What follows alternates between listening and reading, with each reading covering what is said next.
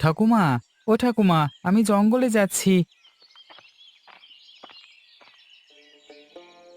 সে কি রে, তুই না খেয়েই কাঠ কাটতে যাচ্ছিস? বলি দুটো মুড়ি ভেজে দি, খেয়ে যা। না গো ঠাকুমা, এখন খাবার সময় নেই। আজকে অনেক কাজ। কাঠ কেটে সেগুলো আবার হাটে নিয়ে যেতে হবে। আজকে যে হাটবার, কাঠের দাম আজকে অনেক বেশি। আজ হাটে যাবি, কিন্তু দিনের অবস্থা তো ভালো নেই। আজ সকাল থেকে আকাশে মেঘ করে আছে। এই দিনে জঙ্গলে নদীতে বান ডাকার সম্ভাবনা বেশি। আর একবার নদীতে বান ডাকলে 7 দিন পারাপার করা যায় না। সে নিয়ে তুমি ভেবো না। আমি বান ডাকবার আগেই ফিরে আসবো। আর বেশি সমস্যা হলে শহরের কোথাও থেকে যাব। তুই বাড়ি না এলে আমি কিভাবে ভালো থাকবো দাদু ভাই? একা একা এই জঙ্গলে তো ভয়েই মরে যাব। তুমি চিন্তা করো না ঠাকুমা, আমি ঠিক ফিরে আসবো। আর নদীতে যে বান ডাকবে তার সম্ভাবনা কি? হয়তো আবহাওয়া স্বাভাবিকই থাকবে। ঠিক আছে, তুই যাবি যখন যা।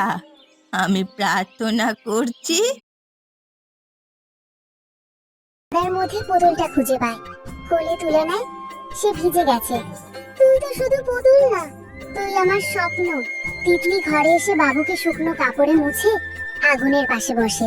ভেজা কাদা শরীরটা আগুনের পাশে শুকোতে শুকোতে একটা ছোট্ট মেয়ের চোখে দেখা দেয় বড় কিছু। তুই তো শুধু কল্পনার বন্ধু না, তুই আমার সাহস। তিতলি কাঁথার নিচে বাবুকে রেখে তার পাশে বসে আঁকছে নতুন রাজ্যের ম্যাপ। তিতলির চোখ বন্ধ। দর্শক ঢুকে যায় তিতলির কল্পনার জগতে। দেখানো হয় বিশাল চকলেট নদী, রামধনু দিয়ে তৈরি ব্রিজ, ফুলের পাহাড়। সেখানে তিতলি রাজকুমারী, বাবু তার সেনাপতি। রানী তিতলি, আজ রাজ্যে খুশির উৎসব। রাজ্যের মানুষগুলো সব পাতা, কাগজ আর পুতুলের তৈরি, আনন্দে নাচে। কল্পনার রাজ্যে দুঃখ থাকে না। সেখানে যাদের আমরা ভালোবাসি, শব্দের মাঝে সে হাসি যেন সবচেয়ে উজ্জ্বল সুর। মাটিতে বসে তারা একসাথে আঁকে প্রকৃতি, নিজেদের, ছাতা, নদী। এ যেন এক নীরব খেলা, যেখানে শব্দ নেই কিন্তু অনুভব আছে। একটা হাওয়ার দোলা আসে হঠাৎ, পাতাগুলো দুলে ওঠে, দূরে বিদ্যুৎ ঝলকে ওঠে। আকাশ যেন চোখ মেলে তাকায় তাদের দিকে। তার গায়ে একটা পুরনো ছাতা, কিন্তু তাও ভিজে গেছে। চোখে চঞ্চলতা, পায়ে কাদা। সে কিছু বলে না, শুধু হাসে। রাহুলও কিছু বলে না, শুধু পেছনে যায়, খাতাটা বন্ধ করে এবং তারা দুজন একসাথে বেরিয়ে পড়ে। কোথাও কিচ্ছু না বলে, শুধু হাঁটা বৃষ্টির সঙ্গে সঙ্গে। পথটা কাদায় ভর্তি। পুকুরের পাশ দিয়ে হেঁটে চলেছে তারা। মাটির গন্ধ, পুকুরের ধীর ঢেউ, গাছে জমে থাকা জলের টুপটাপ শব্দ। বনের প্রথম সাফল্য সে জানে, এ কেবল শুরু। বৃষ্টির গতি বাড়ছে। খালের পাশে একটা পুরনো আম গাছের নিচে সে দাঁড়ালো। চোখের স্বপ্ন, মনে সাহস।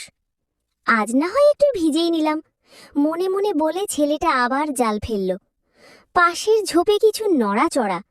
একটা কুচে হাঁটে হাঁটে জলের ধার ঘেঁষে বেরোচ্ছে। তারপর আচমকা বৃষ্টি ঝরে পড়ল প্রবল বেগে। জল ঝমঝমিয়ে পড়ছে, খালের জল ফুলে উঠছে।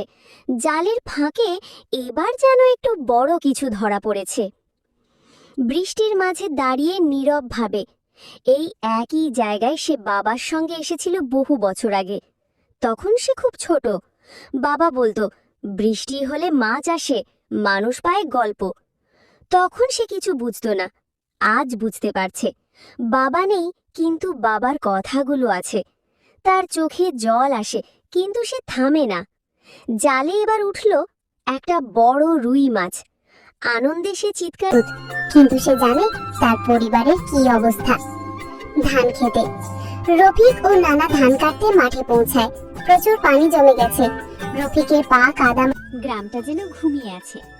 টিনের চালে টুকটাক শব্দ, তাল গাছের পাতায় জমে থাকা জলের ফোঁটা এক একটা সময়কে আলতো করে ফেলে দিচ্ছে মাটিতে। দূরে ঝিঝি পোকার ডাক, আর মাঝে মধ্যে কাকের আওয়াজ। প্রকৃতি কথা বলছে আজ। একটা ছোট্ট কুড়ে ঘরে রাহুল বসে আছে, চোখ তার জানালার ফাঁক দিয়ে বহু দূর তাকিয়ে।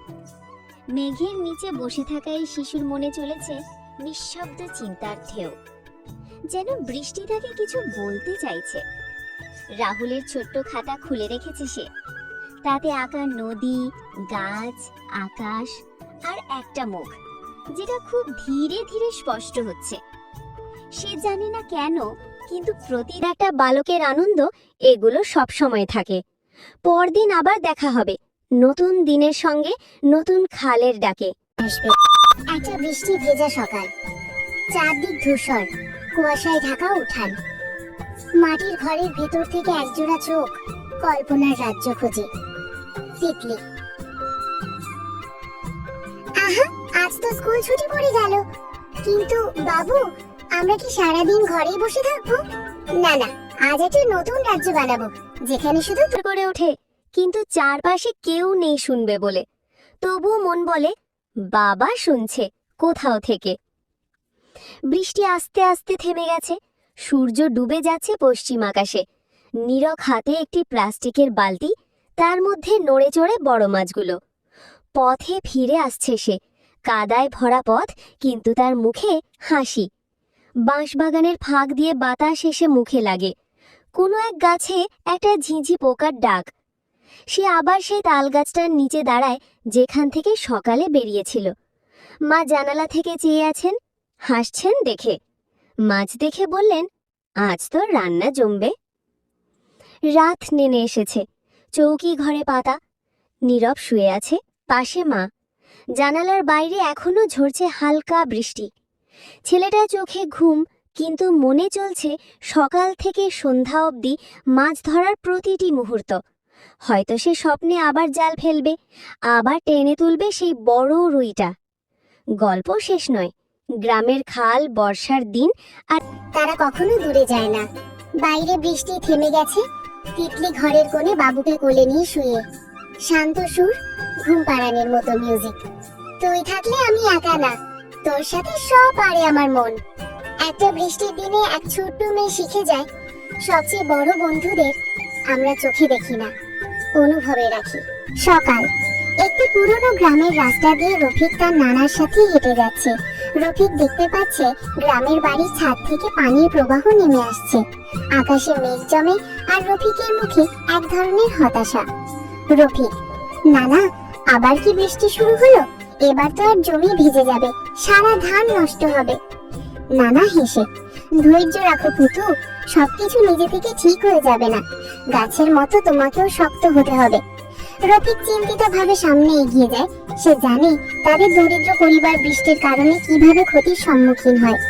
ক্যামেরা রফিকের চেহারা থেকে তার হাত পর্যন্ত ফোকাস করে।